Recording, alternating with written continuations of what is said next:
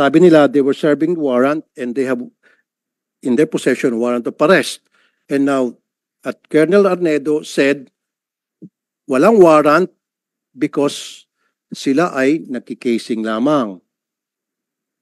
So, clearly, may nagsisinungaling sa dalawa. Covert operation ang ginamit niya. Tama ba, Senator Bato? Yes, in order, it doesn't take Attorney Bernardo to decide kung sino sa kanila nagsinungaling. It's better na pakinggan natin kung sino talaga nagsinungaling sa kanila. Kasi, Chairman, Mr. Chairman, yun na, very clear na dito, established na rito na nung last hearing, we were all here, at sinabi nila, they were serving warrant. Remember? Meron siya hawak ng warrant. Sinabi nila. Hindi na sinabi na may hawak silang warrant, ha? They were serving warrant. Ang sinabi nila dito. Nagsabi ba kayo na hawak niyo warrant? May dala kayong warrant? No, they said they were serving warrant. Nag-serve kayo ng warrant, di ba? Operation? Yes, Your Honor, magsaserve po kami nun. Pero hindi, Ano isi-serve niyo kung wala kayong dalang warrant? with due respect, Your Honor, lahat po yun ay documented from pag-alis namin. Actually po, planned operation dahil po pinlano po namin yun, naka-logbook po yun, naka-blatter. At So, naka-blatter, na lalakad kayo, mag-serve kayo ng warrant? Yes, Your Honor. Saan Your yung Honor, blatter? Saan yung blatter na yan? Okay, part po yun sa mga sinabit okay, namin na ayan na naman, Mr. Chair. Palagi natutulas, magsaserve sila ng warrant. At again, kumukontra naman sinasabi ni Colonel Arnedo, yung kanilang PD, na walang warrant dahil sila ay nagkikasing lamang. Again, hindi na naman tumutugma. Ang daming hindi pagtutugma-tugma. Covert operation, hindi, hayaan mo siya magsalita. Let him speak. Do not stop him. Isa ka pa. See, sandali, hindi, I'm not talking to you, sir, Colonel po. You see? Sinabi niya, they were serving the warrant, which means they have the warrant in possession, because if you're serving the warrant, then you must have that paper. Yes, dapat. Kaya nga, di ba? Simple English. They were serving the warrant. So, merong hawak sila. So, saan ang warrant nyo at that time? Bakit hindi kayo nagdala ng warrant? According to your dala po ng warrant officer ko, Your Honor. Ako po yung sinasabi lang hindi may dala, pero yung warrant officer ko po ay meters lang po ang layo sa akin. Sinong warrant officer nyo at the time? Police Corporal Joel Dicen po, Your Honor. Ikaw? Yes, Your Honor. May dala kang warrant ng time na yan? Nasa bulsa ko po, Your Honor, kasi po magsaserve po kami ng warrant of arrest. Kaya nga, paano kayo mag-serve kung walang warrant? So, dala-dala yung warrant? Dala po namin, Your Bakit Honor. sabi mo na walang warrant? Magbabalidate pa lang kami that time, Your Honor, nung... Sandali. Mr. Chair. Bakit mo sinabi na walang warrant? Mr. Chair, alis na lang ako rito. Hindi ko matiis. Nakikita ko na parang itong mga pulis pinagluloko. I'm sorry, I have to walk out. Hindi ko kaya to.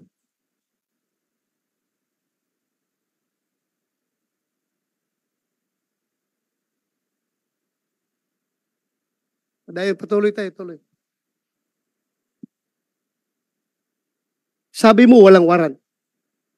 Sir, based doon sa report, sir, pagbabalidate nga sila, ang warrant of arrest is nasa warrant officer, sir, which is not part of the validating team. Yung nga, dapat pinintindi nyo kasi, Turtulpo, na ang may hawak ng warrant, yung warrant officer.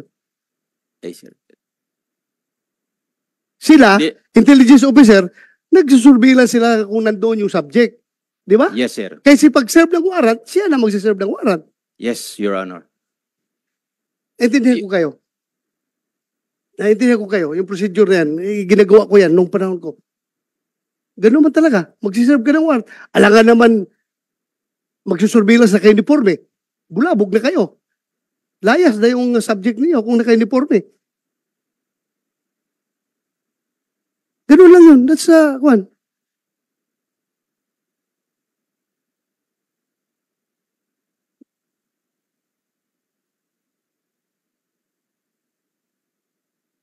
Mahirap yung ako. The worst thing na sabihin sa akin, binibibaby ko kayo, ay hindi ko matanggap-tanggap yan. Na binibibaby ko. What's the use of me being the chairman of this committee kung ibibi ko kayo? For the record, wala naman sigurong makapagsabi dyan na sinong pinakamaraming na-contempt na pulis dito sa Senado?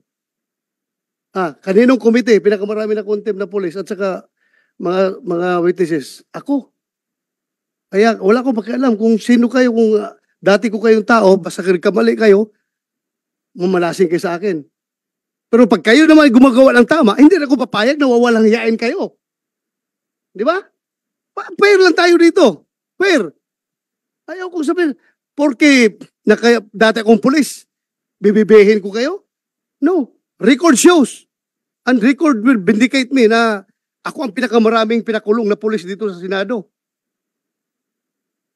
Ako ang pinakamarami. Pero record shows also, kapag nakita ko na ang pulis ay totoo ang sinasabi, ay, by all means, dipinsahan ko rin yung pulis.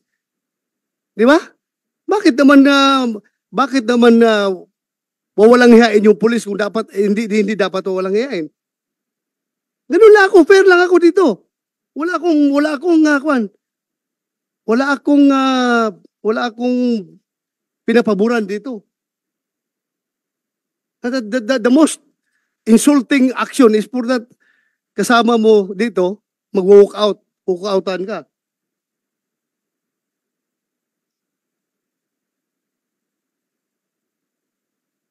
Anyway, that's his prerogative. Kung ayaw na niyang makinig sa hearing, kanya na yan. Ako lang naman, I am trying to be fair here. Wala akong bias dito. Kahit na sabihin nyo, dati akong chief PNP, ang dami ng pulis minala sa akin. Ako lang, fair lang ako. Ayaw ko lang rin na masyadong kinakawawa yung pulis na dapat hindi naman kakawawain. Respetuhin lang rin natin dahil kung ano yung right ng mga complainant na civilian, ganun din ang right ng mga pulis. Fair lang tayo. Yun lang sa akin. Ayaw kong ma-accuse ako na binibaby ko kayo. Never in my pagiging chief PNP o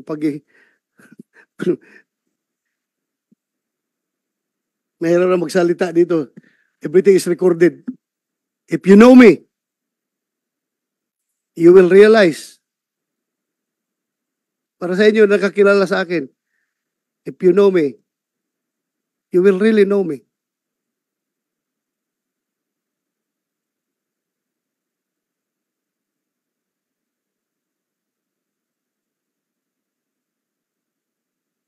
Hindi ko lang matanggap-tanggap for the record na kayo ay pinagmumura dito. Ayaw na ayaw ko mumurahin yung taong naka-uniforme, mumurahin, wawalang hiyain. Yan ang hindi ko matanggap-tanggap. Kung dapat kayo murahin, doon sa labas. Huwag dito sa hearing.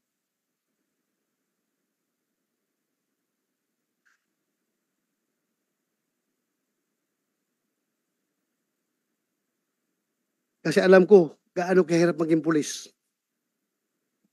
Alam ko.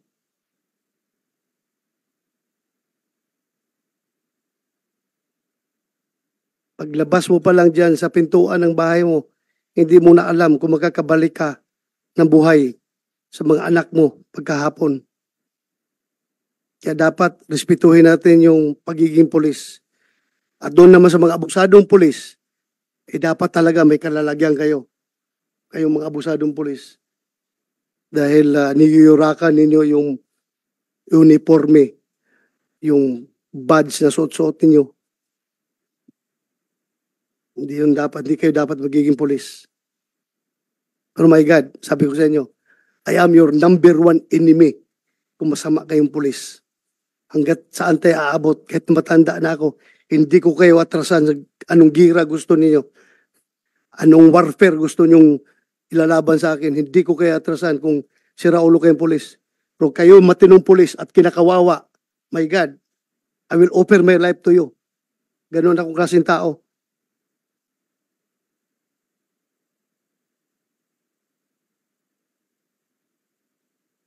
So, standby muna tayo dito sa issue na ito. Yung kay Vicente.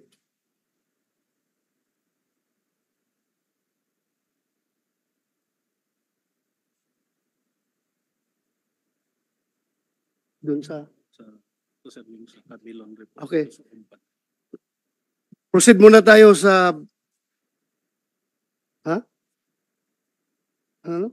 Ay, sorry, Your Honor. I would like to recognize the presence of Senator Robin Hood Padilla. Your Honor, thank you for coming over. Salamat for coming. We proceed to Camilon case.